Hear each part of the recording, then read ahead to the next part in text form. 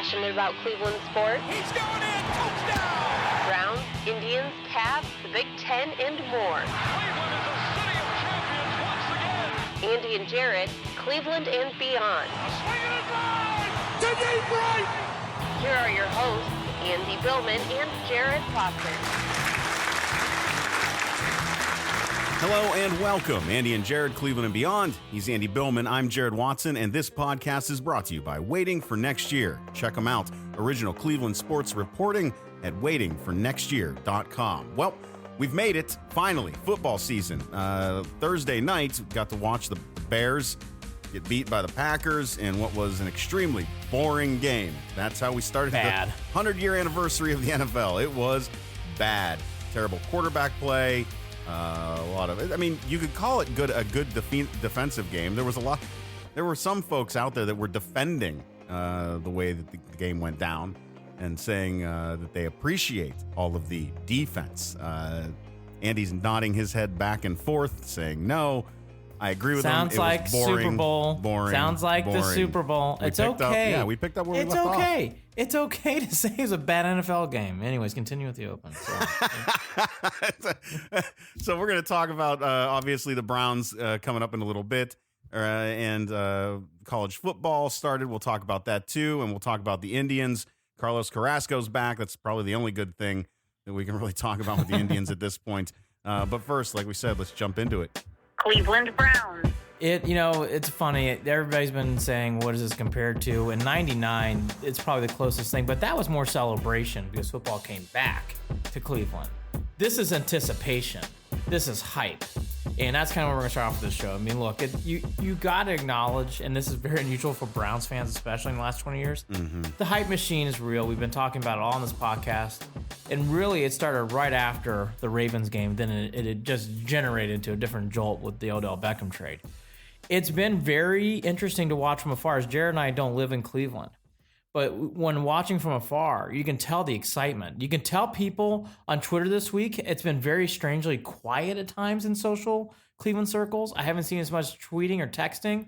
There's been more questions. There's been more things. You can tell everybody's anticipating. It's almost like Christmas Eve for a child. They're waiting for their gifts and they don't know what else to talk about. Santa has the list. Everything's ready. We just need Santa to come down the chimney and bring the big Nintendo.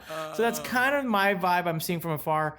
The only thing I do want to mention, I'm just so excited for Cleveland. Yeah. I'm excited for the Browns. I'm excited for people like you and I, Jared, because so many times it's more excitement with tempered expectations or tempered reality. This time it's not, and that's good. It's good. Andy, we're at a point, though, that I will tell you, I'm over the hype. I'm over the hype. I'm over the talk. I'm over this. This has been the longest we talk about it. This is the longest time, the longest that we've waited for a season to start. It feels this way. It feels like we've been waiting a long time.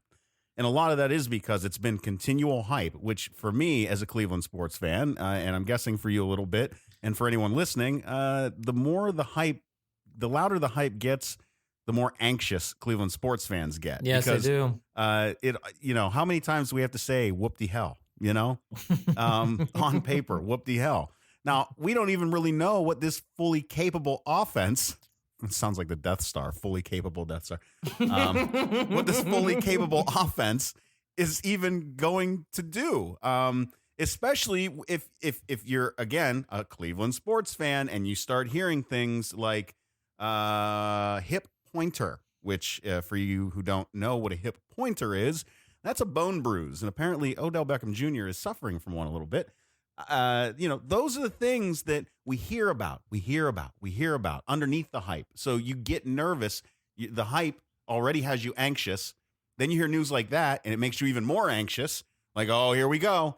Here we go already, right? Very true. Right? Very true. Very true. We don't know how to handle this yet. And the only way to get over it is to get on the field and play a game. Yep. And this is the first year, too. No draft hype. Yeah. Really no preseason. No, it was fun. It was fun. That was enjoyable. It was an enjoyable draft. Enjoyable draft. There was no... Like, even with Antonio Callaway, Jared, there was really no meltdown. There was a lot of GQ articles, but we're done with those now. But like, I can say the only Audibles now that we're dealing with. I like those commercials. I give kudos to the producer and to Baker Mayfield. Those were they were slick. done. I really did. I really did like those commercials. And I love Hulu. I've got Hulu Live. I got rid of cable when I have Hulu Live. Maybe I'll start. Hulu, I'll be waiting for my check in the mail. DirecTV, don't worry. I got the good old satellite dish right in the front yard, like a Christmas tree and an ornament. Nope. But I cut them like a rainstorm in the middle of watching a show that I like. Out. I think the bigger thing before we get to the Beckham thing and the weapons and everything else, I do think the one thing that we all got to keep in mind, that I keep reminding myself, is Freddie Kitchens has not coached a game. We kind of forget that, and we kind of like, yes, he was a part of the offense last year, a huge part. But he was just the offensive coordinator and the running backs coach. He has not coached a game yet. I think that is the one thing that I want to lead off to after we get over the hype topic is, Freddie has a lot going on here in a couple days. It's Friday night, so Sunday, and it's going to be interesting to see how he handles this. Now, I will tell you from afar, I have been blown away by Freddie. I have been blown away by Freddie from day one. I think Freddie's done everything he's done it perfectly. I've really not seen any missteps. I like how the team went through training camp. That was the most efficient preseason and training camp I've ever seen. And I'm not just saying that. I thought it went smoothly. With even all the hype stuff, I thought it went really well. I think Freddie is really going to feel helped with the offensive coordinator Monken, the defensive coordinator, which I can't remember his name off the top of my head. Shoot me in the face. And the special teams guy too. Like all these Pryfer. And then I forget. Why do I forget the defensive coordinator's name? He coached the Cardinals last year. But my point being is, Jerry, when you got experienced coordinators like this, you got a new head coach. I think there's going to be a lot going on tomorrow. But I get the feeling Freddie from afar in his quotes in his press conference has a calming effect about what's going to happen. And that's very refreshing because if you listen to us every week with Hugh Jackson, it was just like, you always felt strange. Nothing was really a complete thought. Always something was hidden agenda. And really, that's been the one thing I love about Freddie and, frankly, Dorsey. It's been very clear and upfront from day one about what is going on and what's accepted. Sure, there is some typical, you can't give the press every bit of information, which they can't. But he's really been upfront. And I guess the way I'll end it is, Jared, the one thing that I think Freddie has done a nice job of, which is not easy to do in Cleveland, Ohio, in a team with a lot of expectations, is he's won over the fans before he's coached a game, in my opinion. Now, that will change if he starts losing. But going into a first game, you don't hear a lot of conversations about this. And boy, Jared, that would be the top. It was the topic for Hugh Jackson. It was the topic for Mike Patton and Shermer and even Mangini.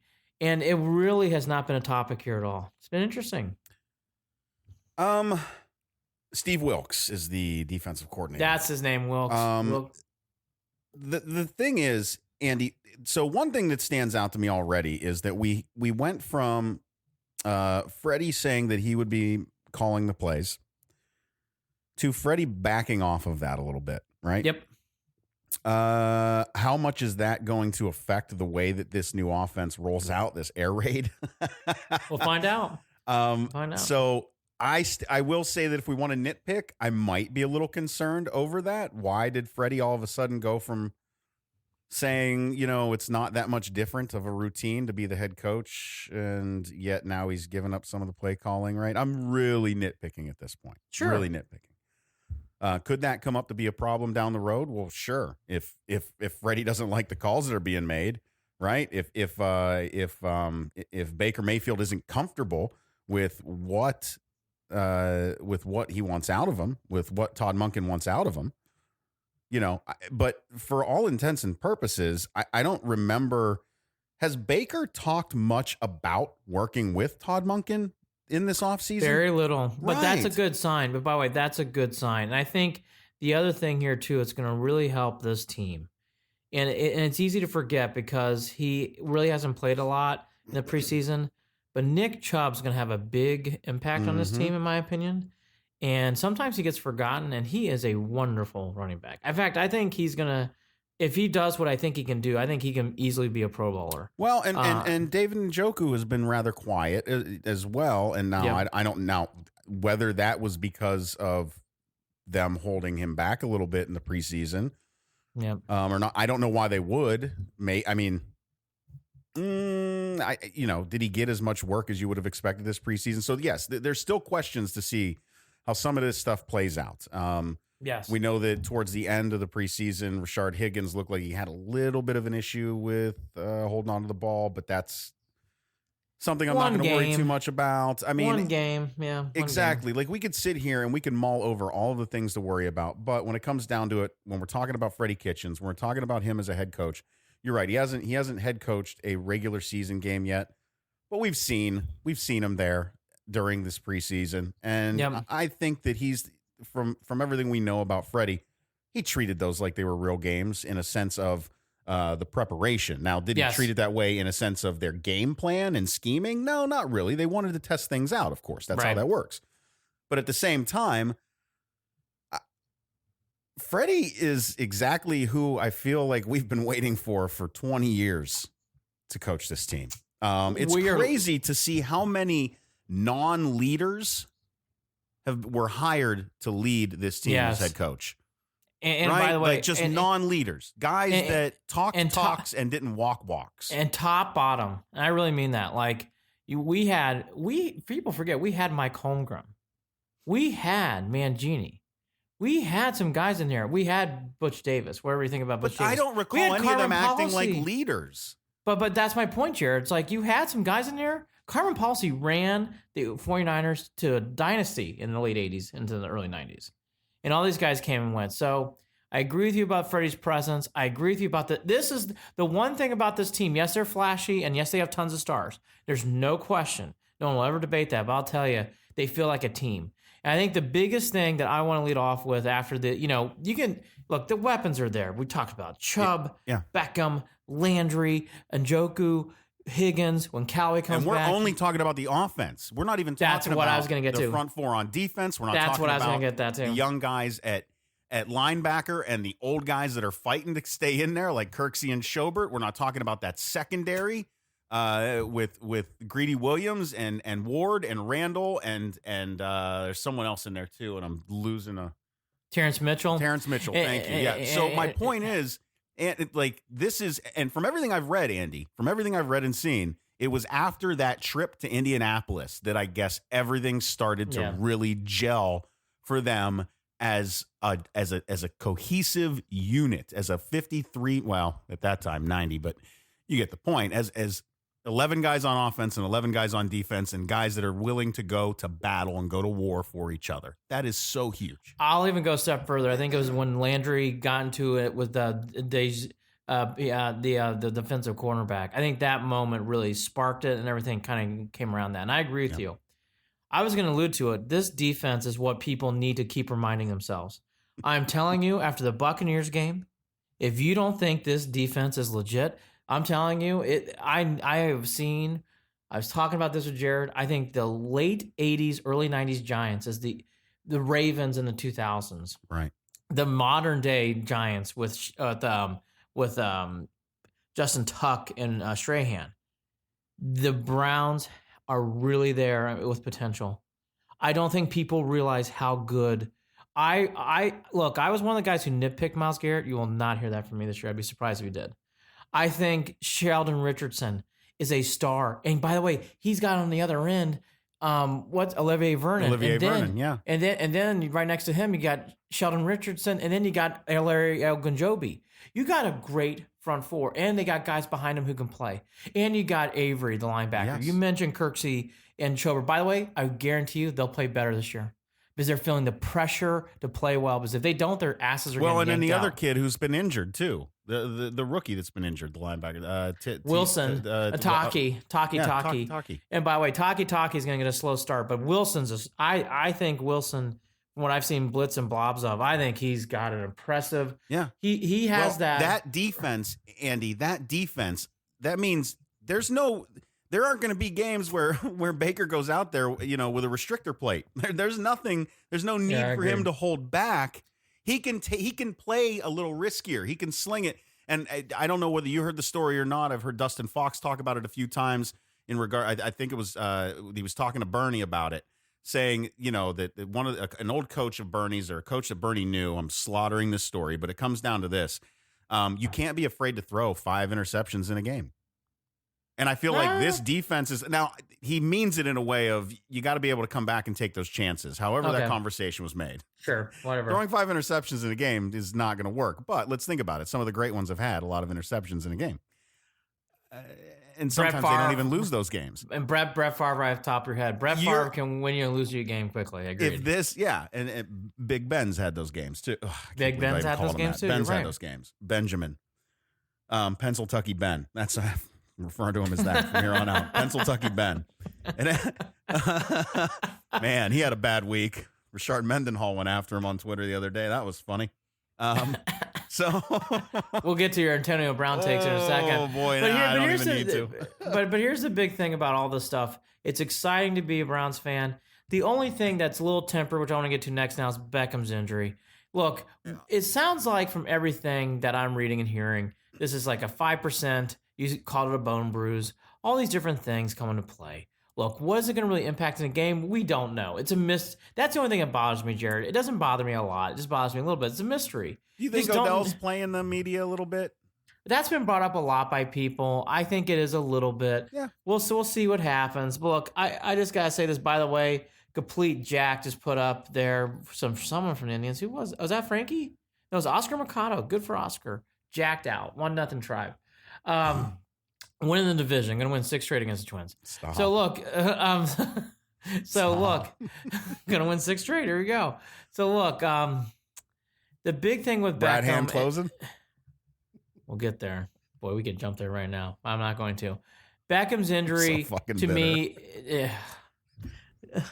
All right, I'm screwing you up pause, right now. Pause. It's like it's such a. I don't want to do a rant on the Tribe. Don't do it. It was Brown Celebration Day. Going back to Beckham's injury, I think that's a bigger part of the story. The only thing does, Jared, though, it puts a little bit of mystery, right? The Browns really didn't have a lot of mystery, and that's to the bigger part of this thing, which we didn't get to. So the Browns, interestingly, and everybody did, but the Browns had a big deck shuffle in certain positions, especially wide receiver. Taywan Taylor, who it sounds like he may not play, kind of in the air. I get the feeling, Jared, even if he is dressed, you're not going to see him a whole lot. And then they got this guy, Kadale Hodge from Los Angeles. I know nothing about Kadale Hodge. To be honest with you, I never really noticed Taywan Taylor when I watched the Titans play. So these are 2 guys I don't know, but those 2 guys are in. And what we really learned, the Willises, we haven't talked about the Browns in a while, but we should mention about Jalen Strong. Jalen Strong had one of the poorest preseason games I saw against the Bucs that you can have for a guy who was on the edge. Feel bad for a guy. He played poorly. He looked old. Oh. He dropped balls. He wasn't running routes fast. It just stuck out like a sore thumb. You feel bad for Jalen because Jalen was in position to get a spot. And then for Willies, I've always kind of mentioned this on the podcast. Willies needs time to develop, and he's back on the Browns practice squad. But Jared, Willies has never jumped off the page to me. No. Willie's never really jumped off the page to me. So Ratley gets another chance. And by the way, it's a big chance for him because you have to figure, Jared, obviously, I don't think they get rid of Taywan Taylor because of what they traded for him. But either Hodge or Ratley is going to be put on the practice squad once Callaway comes back. So they're playing for jobs. Well, they're playing for jobs. They also can't forget they let go of that Buckeye, Braxton Miller, which we pretty much knew that was going to happen too. I thought we'd see a little bit more out of him in that 4th game. I'm actually going to give a neutral Buckeye opinion, which I think is needed for Braxton Miller. Braxton Miller, from everything I heard even before he got picked up by the Browns, really had the same issues. There was a kid out of Arkansas got drafted by the Jaguars back in the day. Right. He had similar issues. It's not easy being a quarterback and just transitioning into the league into something. Cordell Stewart was a slash for a reason because they had the influence of he might throw the ball. When you're strictly going out for position, it kind of takes and strips everything down to one position. And Braxton Miller, when I saw him play for the Texans, and I did see them play, he never jumped off the screen, Jared. He never did. Well, and the thing is, in this game, when you have speed and you got power, and you go, okay, Braxton, in college you did that. This isn't college. You got to be able to jump off the page. And you said it, and I alluded to it right away. Nothing against Braxton Miller, but I never thought that had a chance. I just never thought that had a chance. You know what I like? I was really surprised how much like? people in the media were hyping that. I just never saw it. Last night when I was watching that Bears, that stunning Bears offense led by Mitchell Trubisky. Cleveland kid, boy, did he have a rough. That was a rough game. That was a rough game for Trubisky. Well, who were his receivers? Okay, let's go down this road. Trubisky missed some passes, and I like Mitch. He's a local kid, but Mitch has got to play better, Jared. Well, yeah, no, of course. But I was just getting at the fact that I'm glad that I don't have to hear completion to Taylor Gabriel. Ooh. Yeah. Right. I had a little bit of a flashback last night hearing that. I'll tell you, Taylor Gabriel. Gabriel. Haven't heard that name in a long time. The other thing that jumped out to me, and now I'll compare this to what the Browns have. Even the Packers wide receivers didn't look good. No, the Packers are going to have the same issues they had last year. I was going to say, boy, they look exactly the same. Now, Jimmy Graham looked all right, but he's by himself. Yeah, I don't know. When Jimmy Graham's your guy running constant post routes, that's just not a good thing. And that's not good. No. So coming out there on Sunday, Beckham, Landry, and Higgins, strong front three, and Njoku doing his thing. You got guys like, I guess, Ratley coming off, but I don't think you're going to see much of Ratley. So, Jared, the wide receivers have really been shaken up a lot. It is interesting because that was not the theme I was thinking. I know you weren't either 2 weeks ago. It's amazing the deck shuffle that's really happened because Ratley, I thought, was the guy who probably or was on the verge of getting cut. He makes it, and the other guys are shipped out. Ishman really didn't play that well either in the last preseason game. Didn't really look that great. So all those, and Montgomery getting hurt. I thought Montgomery had a chance of making, but as soon as he got hurt, I mean, that was the end of that. So the other big story, though, that's been the story of the offseason, which I don't understand, and this has been a fascination from Browns fans since the 80s when I've been born, so this is not new, is the offensive line. It's always talked about in Cleveland.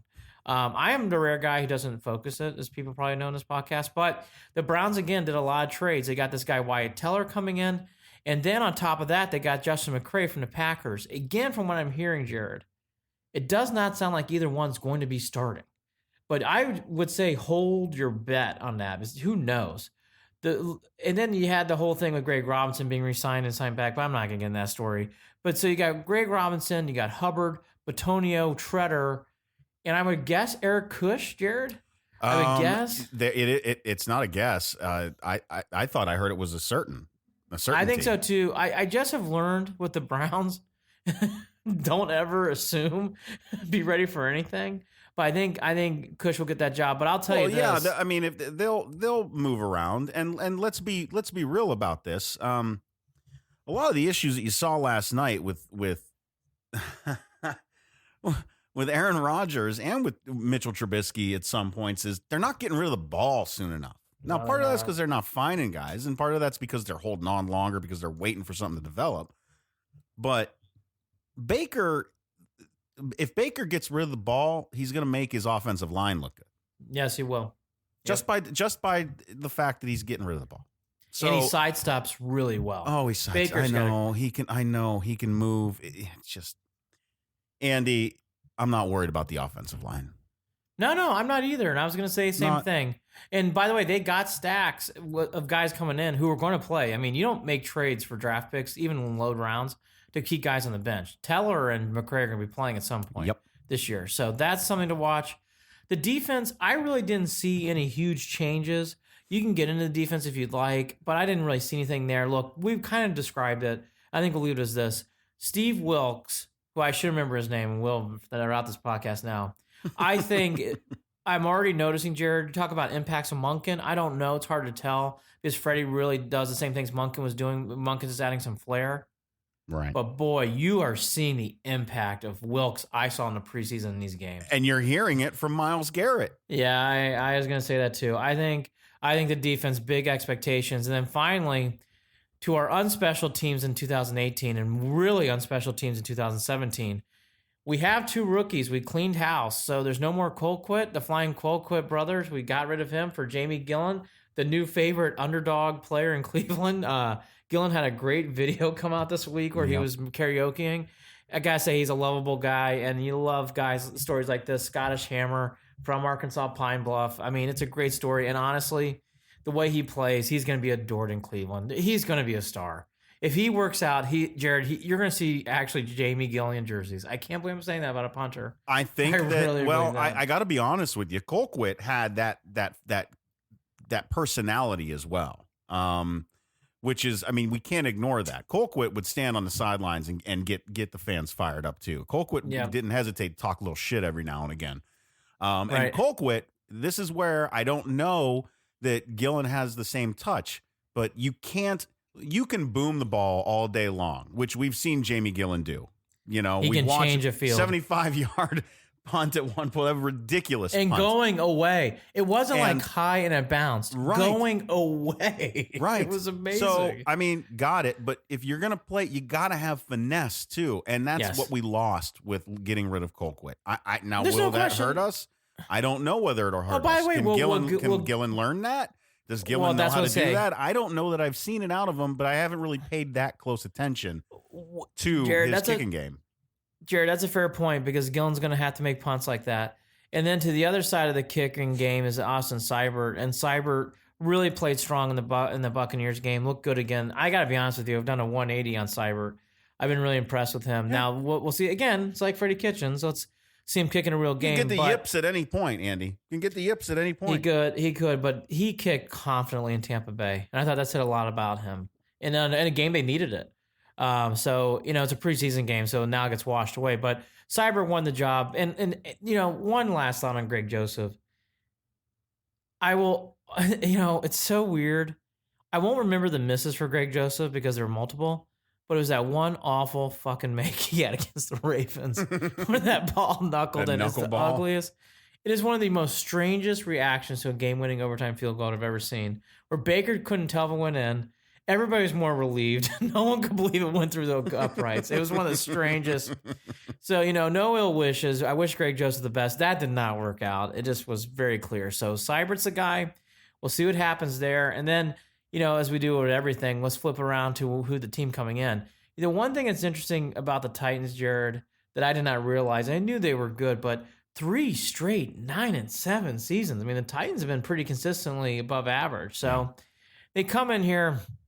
And from everything I read and everything I saw, it comes down to one thing if you're a Titans fan. Is Marcus Mariota the guy? That's going to be a big theme with this team. It's a big theme coming in this game. I've watched a lot of Titans games. They've been strangely on national TV a lot in the last 2 or 3 years, like the Texans, which I don't understand why. But Mariota really has never taken that next leap. In fact, I would even say for people who pick on Prescott, I think that's harsh. Picking on Mariota makes a lot of sense to me, though.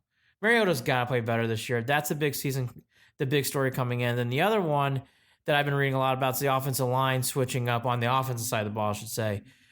This guy, Taylor Lewan, who's their best tackle and their left tackle, suspended for 4 games. So that's already an advantage right there. And they have 2 new guards coming in this year. So I think that whoever's replacing that left tackle position is also a little banged up from what I had seen too. And a replacement and not a career backup. Yeah. A career backup. What do I mean by that?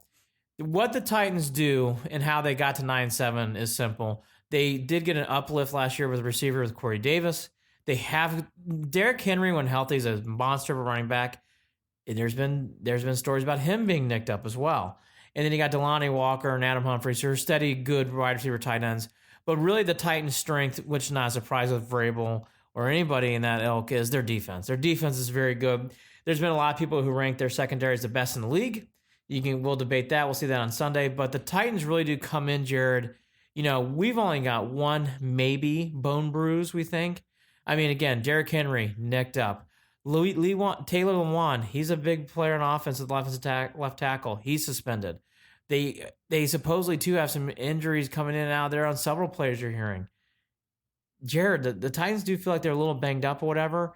The big thing that we were talking about and that I've been hearing nationally and Jim Nance talked about today on KNR, the Titans are feeling disrespected coming in this game. No, now here we go. Now I'm going to get pissed off. I've been waiting for this. So the Titans feel disrespected. And that's fine. Feel disrespected.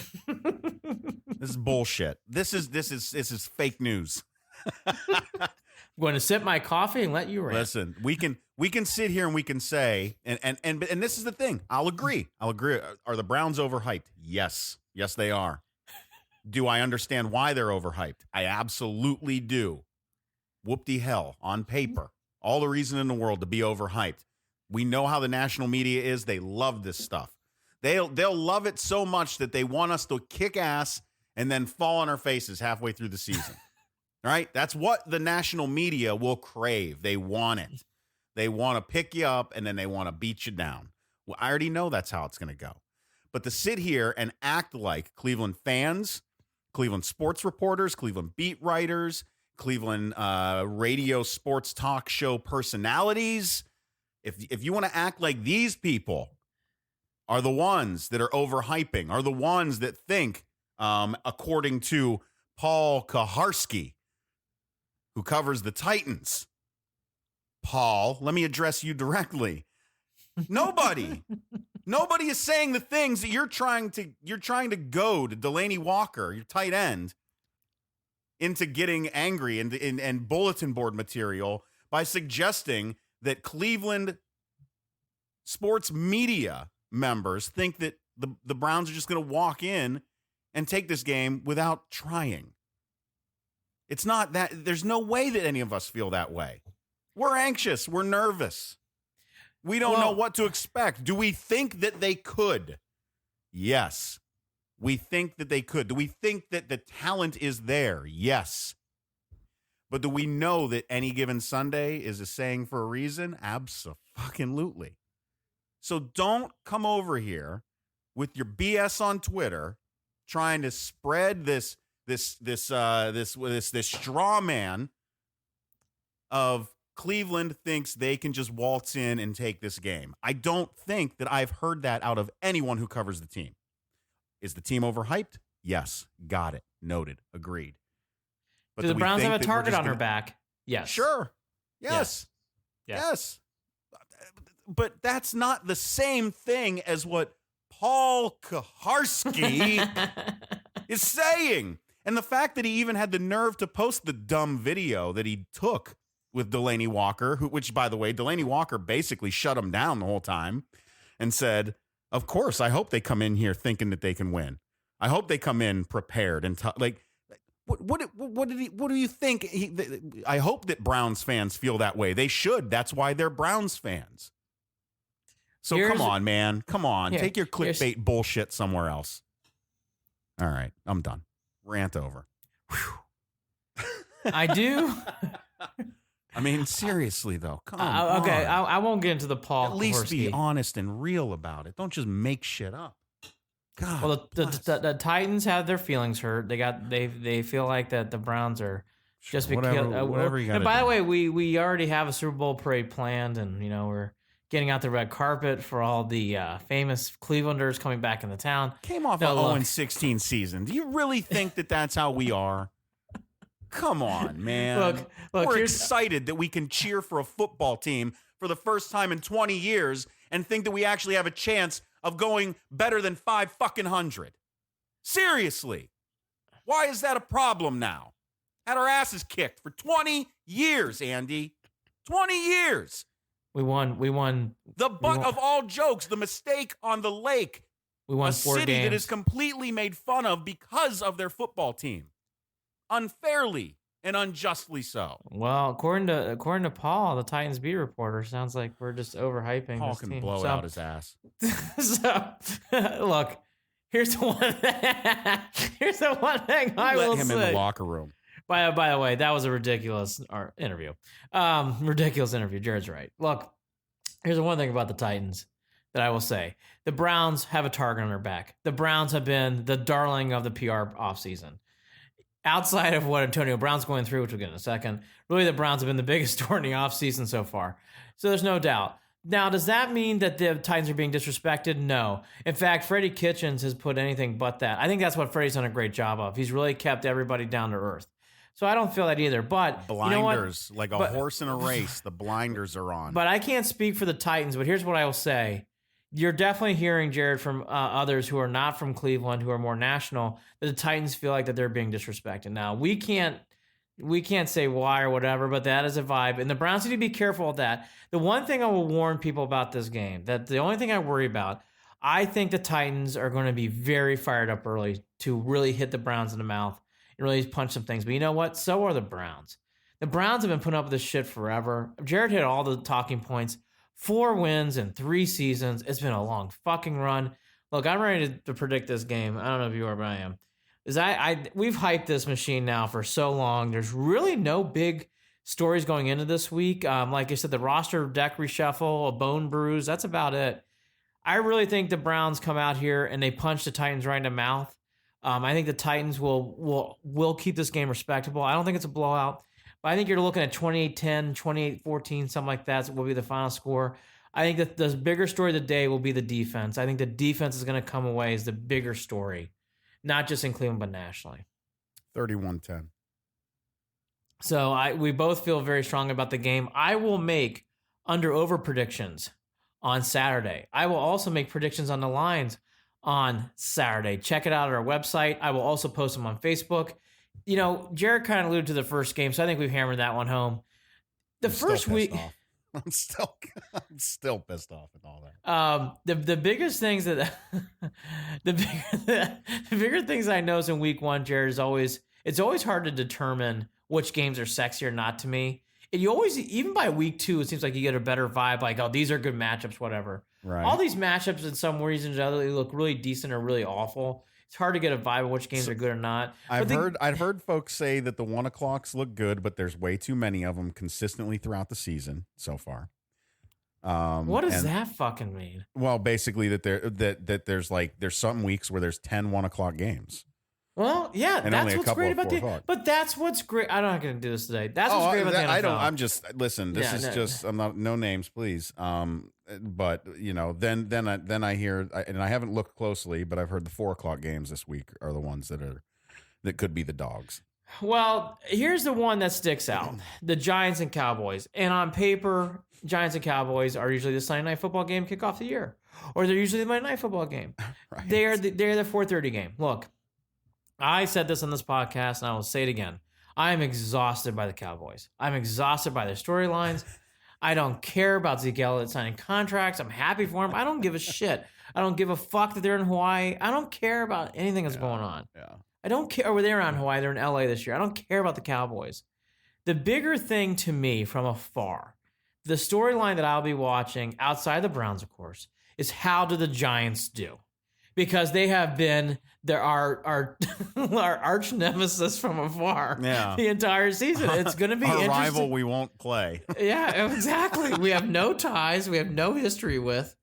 Oh. And I will say this too. It is going to be interesting to see how they do because there's been a lot of mixed results already about how fast this kid Jones can start. But, you know, the 4 o'clock games, there's nothing thrilling there. Steelers, Patriots, look, for how much we hate the Steelers. That's a sexy game. We're not naive. It is. No, it absolutely is. You're right. And it's shameful. New England's going to win by probably 14, but nonetheless, it's a good game. Right. I actually, you know, okay, going quickly. Here's some quick thoughts on some teams. I think the Dolphins are terrible. I've been hearing from Ravens fans all year about how well Lamar Jackson played in the preseason. I want to see this. I got to see this. But I heard that again today from a Ravens guy. So we'll see. Ravens fans, I feel like sometimes, and I'm not, maybe, now this is going to come off like me being a jerk, but I'm going to say it. I've talked to a lot of Ravens fans that don't really know what bad quarterbacks look like and like how to, and like what they're watching. I just have. Yeah. I just have.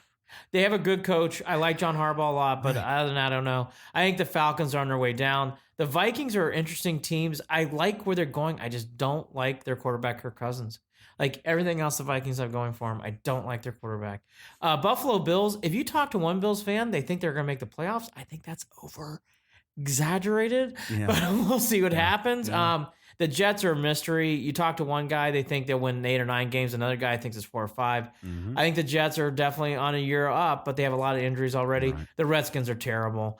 I'm surprised by how many people like the Eagles, Jared. I think Carson Wentz is a big year. I think it's quietly not been talked about enough. I think this is a big year for Carson Wentz. Man, there's still, to me, too much talk of would you rather have Baker Mayfield or wish the Browns would have drafted Carson Wentz? And I just think that conversation is dumb. Dumb. Done. And dumb and done. I'm sorry. Dumb. Both. No. Both. Yeah. Yeah. What do you think? Is this, how much more does Cam Newton have in him in Carolina? It's a big year for him. It's a big year for him, too. Big year for him. I don't know how much he's got left. I don't know how much longer Tampa Bay is going to put up with what they're putting up with down there. Big year. It's a big year for them.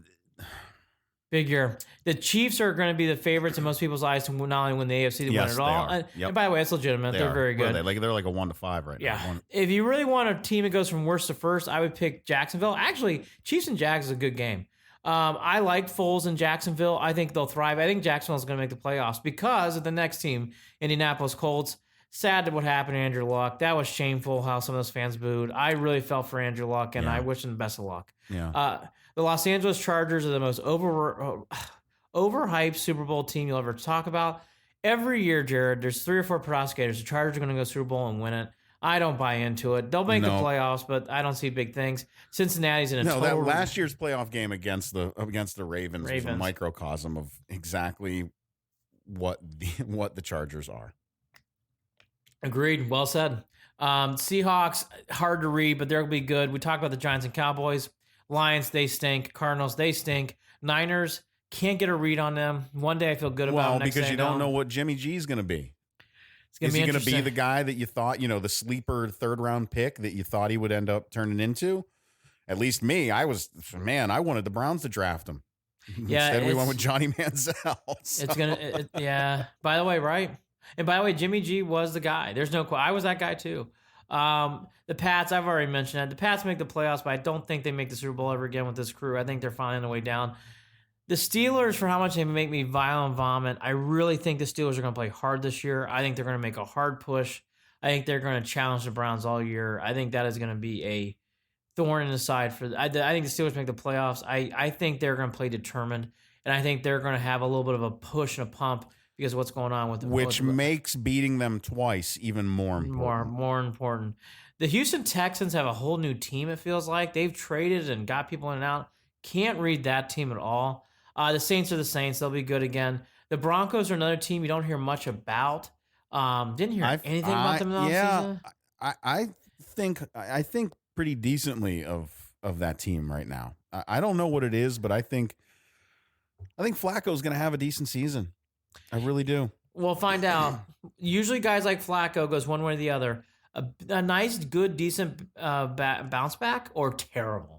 It's usually nowhere in between. He won't be average. He'll either have a good bounce back, almost Pro Bowl type season, or just flaming just flaming bad.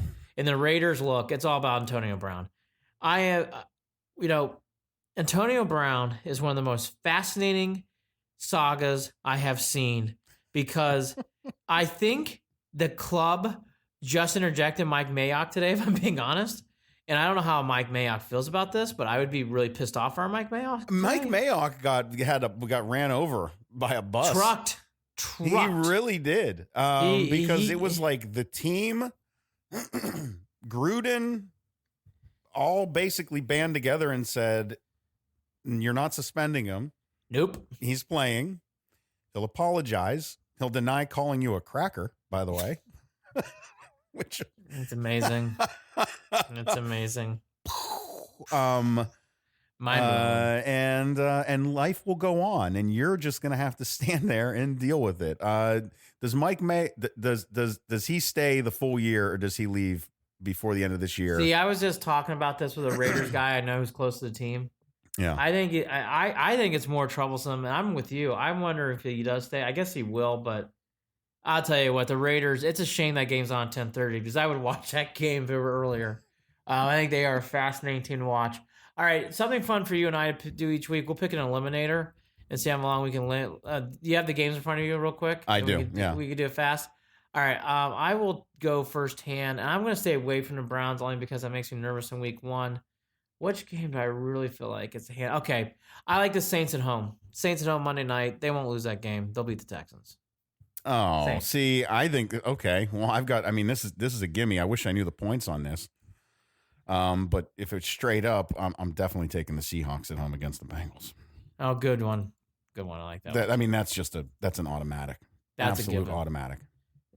We will, like I said, I'll make picks. I will make over and unders. I will post them on Facebook and on our website. Be on the lookout for them. We both like the Browns big this week. Let's go now to the college boys who started off last week. The Buckeyes did what they had to do. I don't think there's really too much to hide here. I love how people pick apart the first games when you play like teams like FAU. So as a neutral, non-Buckeye fan, I will tell you, I thought that game went according to script. Really not a lot of things that were weird or strange. I thought Fields played well. I'm surprised by how many people were really down on Fields after the game, saying he didn't play impressive enough. Second and third quarter is really what it comes down to. It was when they took their foot off the gas. Yeah, but it did. Excuse me, pardon me. That's a little White Claw. Don't get emotional. Don't get emotional. No, that's a little. Okay. I got a little White Claw on me right here. By the way, Ohio is the #1 state for drinking White Claw. Apparently, drink the most White Claw. Are you surprised? No. No. So, anyways, it looked like Fields might have struggled to find some folks in that second and third quarter, though, too. He held on the ball a few times. That's a bit of a reach. I don't know. Listen, if I had to nitpick, that's what I'm saying. But was I worried? No, I didn't even bother watching the fourth quarter. I don't think. Buddy, I was busy. I went traveling. That's my point. When you go up 28-0, you're going to take your foot off the gas mentally, naturally. Olave had a good start to the year. I think that was important. The only other thing I got here that I really learned from this game is, again, as the season goes on, and Fields is going to be the big story here, will the defense keep up? They had I'd say an okay to nice start. I wouldn't say it was good. It was okay to nice. Can they play better? And then Jarid, is Dobbins really going to be the guy who can lead this team to big wins in a big spot when Fields is struggling? Because that always happens in college football. You always have one game a year where you need your running back to win the game. Look, I can't make any of those assessments yet. I didn't have a preseason to watch these guys. No, I will say this. You know what I mean? I never, the Buckeyes, I watch them every year and watch them progressively just figure their lives out as the season goes on. Yes. It's just the way it goes. Here's the one thing I'll give you that I like about Fields early that Haskins did not have. Fields can run. 12 carries, 61 yards in the score. He can run. Yep. He's elusive. That's going to be a big part of this helping out. Jury's still out on defense. I'll be honest with you. I thought FAU, if they had more time in that game, would have scored more points. So I'm interested to see how they do this week. I think this is the real week. Jared that was something we talked about, Andy. I'm surprised they didn't cover. No, they did not. They missed by 4. Yeah. I'm interested to see the Bearcat game. I don't think the Buckeyes lose, but I think this game's going to be close. I think it's going to be – I could see this game getting – Boy, if it's close, then we've got some questions. Well, it happens. And you're right. And you're right. This. I do worry more about that defense than anything else. Yeah. Especially you're coming off a historically, monumentally bad defensive year. Yeah. That was the one thing I took out of this game is like the jury's still out, but it's not like last year. I will say that. One game in. But again, it's one game in. But I'm interested to see how they do against the Bearcats. I think the Buckeyes. Watching Ohio State last year was like watching the Indians this year. Oh, boy. Hanging on by a thread and just wondering if they're going to make it in at the end. Yeah. Switching over to my Irish, they won on Monday. If you didn't watch the game, you probably woke up and said, it was a normal game. Notre Dame got pushed around a little bit. Then, at the end of the day, Louisville just conked out an Irish win. But if you really watch that game like I did, the whole story is about Book. Book struggled. Book had some bad turnovers. Book basically gift-wrapped that game, it looks like, at the end of the second quarter. And then Louisville turns the ball right back to them, and Book takes advantage and scores. Jarid, I hate saying it. Look, I'll get to the positive things, and I'll hammer home a Book one more time. Tony Jones looked great. The defense has great edge rushers. They have speed. The Irish look actually bigger and faster than last year. They look like they're a team that can do big things. But this is the old saying, it don't fucking matter if you put the ball on the turf and you make mistakes. And I like Book, yeah, but this is take care of the ball. But you got to take care of the ball. And I'll tell you, he played scared. It reminded me of Winbush last year when he struggled. And again, I have mentioned this, and I just cannot hammer it home more. This is not just a Clemson game either. He struggled against Syracuse. He struggled against SC, and he looked terrible against Clemson. And honestly, Jared, he did not play well against Well, I mean, what are Louisville. their options at this point, too? Jared, that's my point. This whole season now, it's funny. I was talking to another Irish guy, and we said the same thing. It's like, it's so scary because I think the Irish could win maybe 11 games, maybe get lucky and make the playoffs with all this stuff. They're so talented. But with Book as quarterback looking like this, Yeah. I mean, I don't know. The Irish are really, it is this, I don't remember an Irish team like this, where it's like the potential is all there, but they have a quarterback concern. Not an issue, a concern. I thought his comments after the game too were strange. Just a little rusty, but I got to learn from it. I'm going to move on. Excited to go back and watch the film. Excited to watch the film. Oh, God. Look, He said watch the film. Book. I like you. You're a young kid. He wants to go watch the film. Oh, book. Listen, When you laid the I ball got on a the guy carpet, who will watch all the film in the world with you, Hey. brother. Hey, Book. I know a guy. Yeah, Book. Love When watching film. you laid the ball on the carpet, 14-14 into the second quarter. You don't need to relive that you by don't watching the relive film. that. No. The other thing too is from We Kelly. all know what that looks like, and it should be ingrained in your fucking mind from when you did it. Yeah, but I thought Kelly's explanation was the best. He can be better. We're not going to beat him with a shoe. I mean, it's one game. He needs to be better. He knows that. That's how I do take the Book situation. And he is a college kid. So let's see if he can bounce back. The New Mexico home game is going to be a great thing for the Irish. They could use that game. By the way, if people don't know, Bob Davie used to coach the Irish back in the day. He had a heart attack after the game against New Mexico. He is not going to be able to travel for the game. So, the Irish obviously have a wounded team coming in there without their coach. They're going to have New Mexico's not that good. They should have an opportunity, Jared, to really win that game and win big. That's the game to me. It's funny. Even after the Irish game, even though they played a Louisville team looks better. They look better. I got to give them credit. They played hard. That to me is my litmus test as an Irish fan. Even though New Mexico's bad. Is Book really this bad? Is it really this clean? Because if he struggles against New Mexico, oh boy. I mean, that's when you really start watching, you really start wondering. The big games this week, we mentioned Cincy and OSU. That's at noon. Army and Michigan at noon. I would keep your eye on that game. Army's not as bad as what you think they are. And then there are two wonderful, wonderful games. And if you love sports, I would watch both. Yeah. I think A&M and Clemson, I'm going to give it away. I think A&M might beat Clemson. I really think that is possible. Early upset, huh? You're going to see it, probably something in the Facebook post. I think A&M is one of those teams that has the athletes. I like Jimbo Fisher. He's not going to be intimidated going into Death Valley on a Saturday. This team will be ready enough to play. I love this game. And Clemson's not going to overlook A&M either. Yeah. I just think it's one of those games where I can see A&M really playing well. LSU Texas to me is a throw 'em up game, meaning I have no vibe on who's going to win. No. But that's why you must watch. Both teams are in the top 10. These are two wonderful college football games. And I'm curious to see what LSU looks like in that. I am too. And it's a big game for Texas. It's one thing to win a bowl game against a Georgia team is deflated, not making the playoffs. It's another thing to beat a pissed off, hyped LSU team is ready to tear. Right. That is a big game. And then for people who love college football like I do, you can stay up until 2 in the morning and watch USC and Stanford. It's a 10:30 in LA time.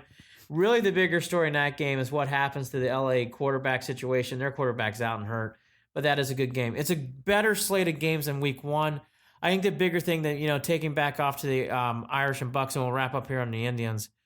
The Buckeyes, things to see against the Bearcats, like you mentioned.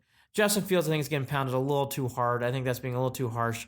I'm more interested to see what the defense does. And as for the Irish, I hate saying it because it's not fair to a young kid who's not of age and playing in the pros.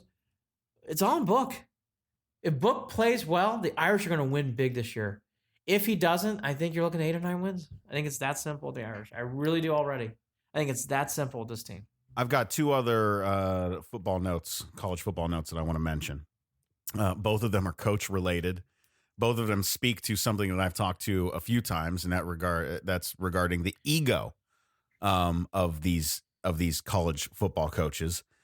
What's up with this with the Liberty Flames head coach coaching from his bed, his hospital bed, and then coaching from a $5,000 special chair that they will load onto. Go home and take fucking care of yourself. Sorry for cursing. Plug your ears if you don't like it, Liberty folks. But I'm telling you right now, don't mean to violate your ears with my filthy mouth. Hashtag not blessed. I'm sorry. I'm sorry. Well, yeah, I know too much about that Lynchburg, Virginia area. And yes, I can't help it. My bias is there. Falwell Jr. is a complete weirdo. That's a whole other discussion. But why is Liberty's head coach out planning on coaching from a special chair and not at home taking care of himself the correct way? And then the other thing is Urban Meyer going to coach USC next year or what? Because the guy is probably itching at the bit. I'm glad you brought this up. So I got to ask this a lot this week. All right, so let's go to the first one. I hope the coach is doing okay. I hope his health is... Absolutely. Okay, but to what Jared's saying, he was literally in a nightgown with an IV thing, so it was strange. Okay, sorry, it was strange. Sometimes it's okay to go home. I've been hearing a lot about this USC thing. I don't think it adds up. I think Urban Meyer's done. I did mention on a prior podcast down the road that I thought Urban would always come back if he did retire. I've started taking a different tune after hearing him talk and after hearing him go around.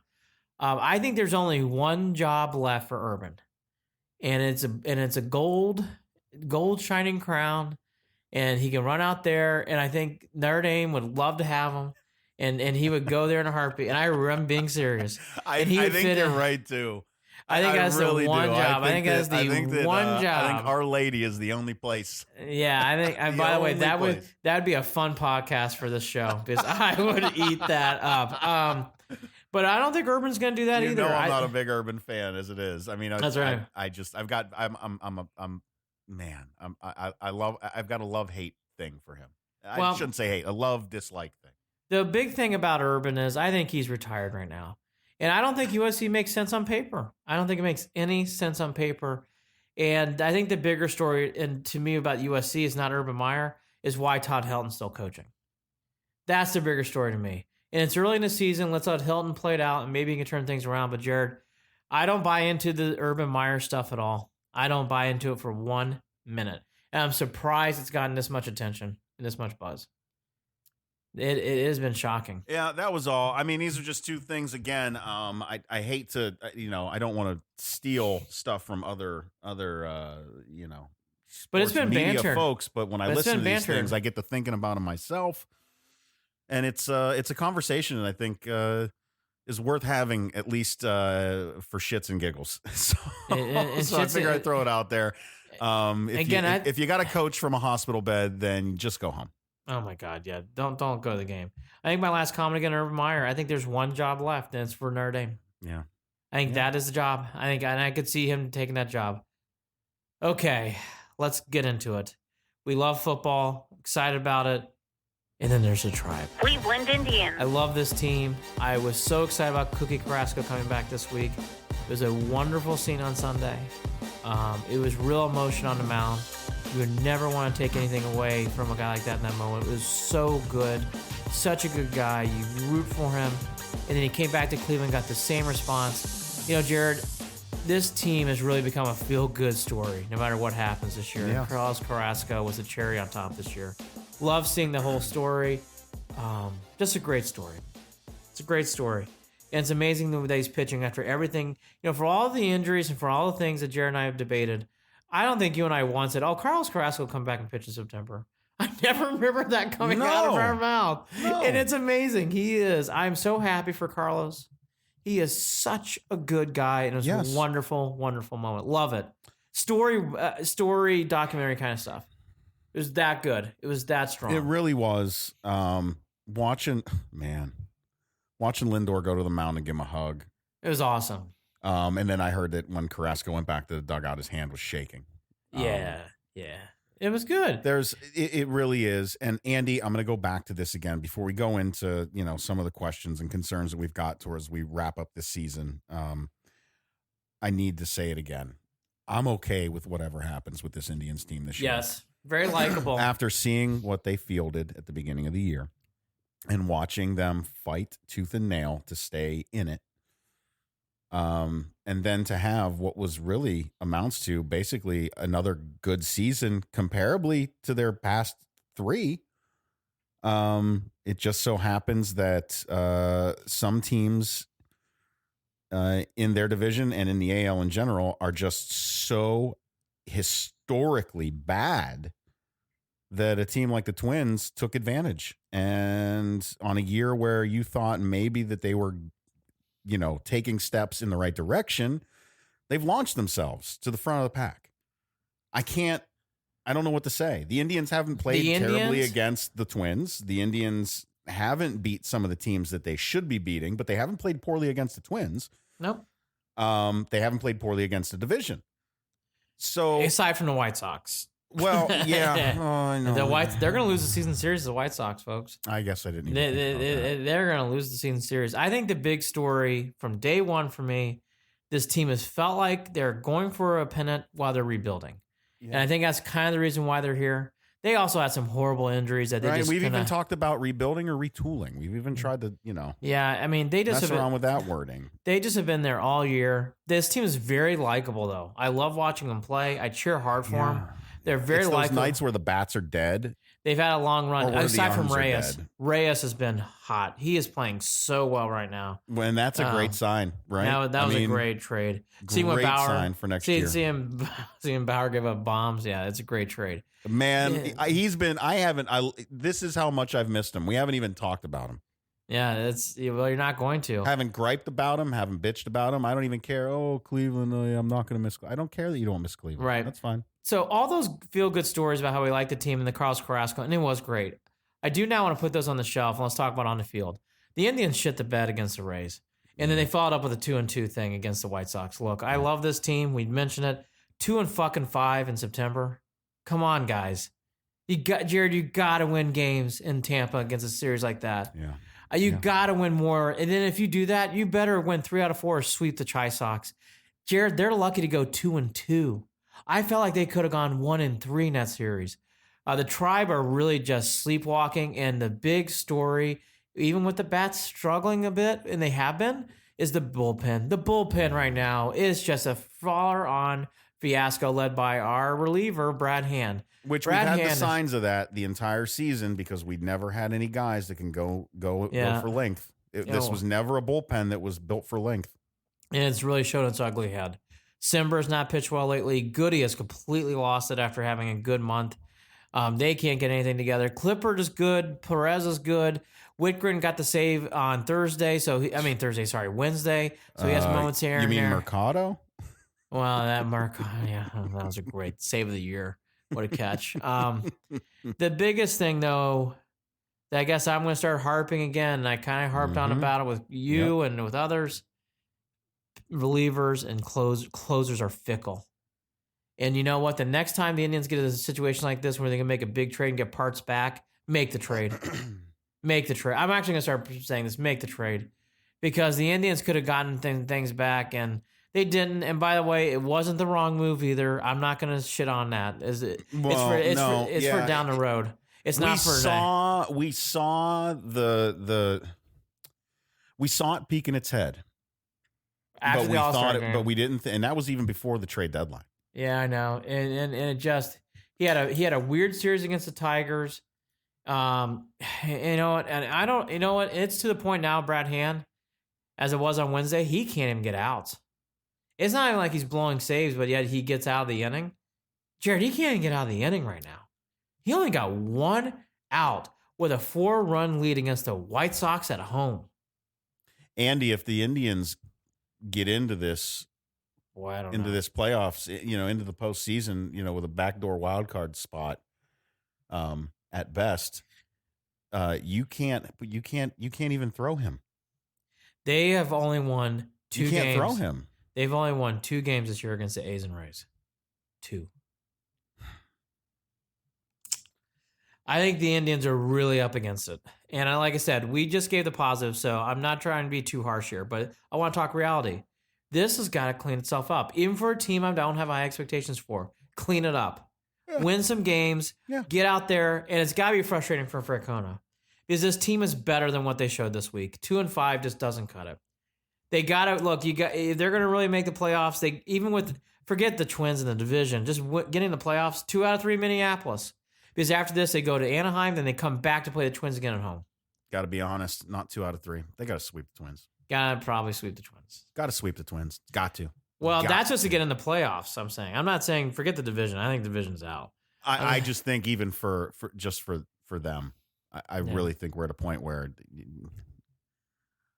until you show me that you can do something like that, right? I think it would show me something if you could sweep the Twins. The other thing too, I don't want to pick on a guy too much, but Jake Bauers has had an interesting defensive week again, where balls are going over his head. There's a moment where he tried to catch a ball and he tripped over the pitcher's mound in Tampa and slipped down in the grass. Jake has had an interesting year. I really hope better things for him. Jared, if I'm being truthful, I think he's had a rough start in Cleveland. No argument. He's got to play better. You are correct. The Jake Bauer's got to play better than that. Sorry. He sticks out in these games. He just sticks out in these games. And I know he played better and he had some hits on Monday against the White Sox, but he's got to play better than this. My final assessment of this whole thing is I can't believe I'm saying this. I still think the Indians make the wild card. I think the division's out. I procrastinate a lot. I don't think they were ever going to take over the Twins. I do think, though, they can make the playoffs, but I agree with Jared. I think it's 2 out of 3, but you got to keep winning because the A's and the Rays are showing no signs of stopping. None. And I think the Rays supposedly, too, have a lot of games the Orioles left. So they're going to be gobbling up wins like Pac-Man pellets there. We'll have to wait and see, Andy. By the way, kudos to Clevenger, pitcher of the month in August. Kudos to Clevenger. There's that. Sure. It's getting hard. It's getting hard. It's been a fun year, and I'm ready for next season. Ready for the Browns? Ready for the Browns? No, see, I'm not even doing that because this is what's aggravating too.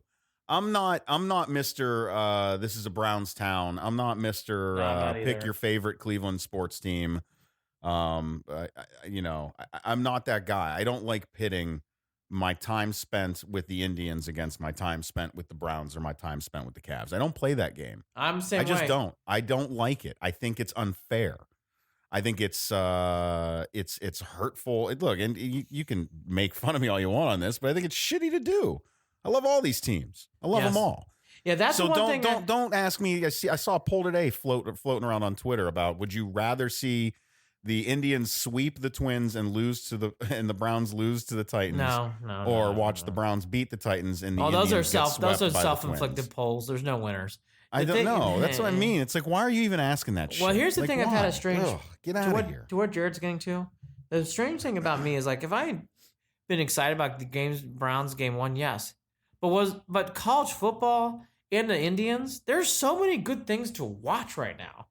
Like I'm not like biting my nails counting down seconds to the Browns Titans kickoff, especially the way the Indians have played this year. I've been watching all these games this week, so I'm with Jared. And again, I love college football too. So I've been reading a lot more of those comments. I almost want to reach out to people and be like, are you seriously not watching anything else aside from 16 games? Come on. There's so many good things, especially in Cleveland. Listen, you got the Indians, you got the Cavs. It's dumb. It's dumb to even. It's just dumb. It is dumb. Dumb stuff. No. So I guess to wrap up, we're very excited about the Browns, though, with all that to be said. I am. I know Jared is too. It should be great to see. It's going to be interesting on Saturday to see what the Bucs do against the Bearcats. Not so much who's going to win or lose. I don't think that's the question. The question is the defense back? Does Justin Fields play? Not to FAU, but he's getting a stiffer test, but does he play well? Seeing those little things go on. Clemson A&M at 3:30, LSU, Texas. And I think the bigger thing here we all kind of encapsulated, with everything that's going wrong for the tribe in the standings, really Carlos Carrasco's story steals the show as it should. What a wonderful moment for him this week on the mound. And that's the kind of stuff that's making the Indians fun to watch. Even with all the losing and all the struggles, Carlos Carrasco does put a smile on your face. Follow us on Facebook, facebook.com/Cleveland and Beyond. On Twitter, @CLE and Beyond. Shoot us an email, Andy and Jared, Jarid, Andy and Jared @gmail.com. Also, don't forget you can follow the show wherever podcasts are found, Apple, iTunes, Google Play, Stitcher, your Alexa device, it's all there at your convenience. Listen how you like. Leave us a rating, leave us a comment, and we'll talk to you again soon. He's Yes. Andy Billman. Oh, are you piping in one more time? Listen, you said you were done. I thought I was going to roll right into it. I thought I'd try something a little new. So I'm here just we going to roll right out and not even offer you a No, last I comment. want to talk. I got things to say. Look, last thing, please, I will make picks and predictions. 2 out of 3 this last week. I will pick 2. I'll pick 3 NFL games, over-unders for NFL football, and I will pick 3 more, maybe 4 in college football. You feel better? He's Andy Billman. I'm Jared Watson. Andy and Jared, Cleveland and beyond. Go Browns! Go Browns. And Indians, equally. And Indians. And Cavs. And Cavs, equally. Boilers. Damn it. No, not them. Big game. Boilers, Commodores. Big game. Everybody's watching. No, they're not. Boiler up, anchor down. Who do you got?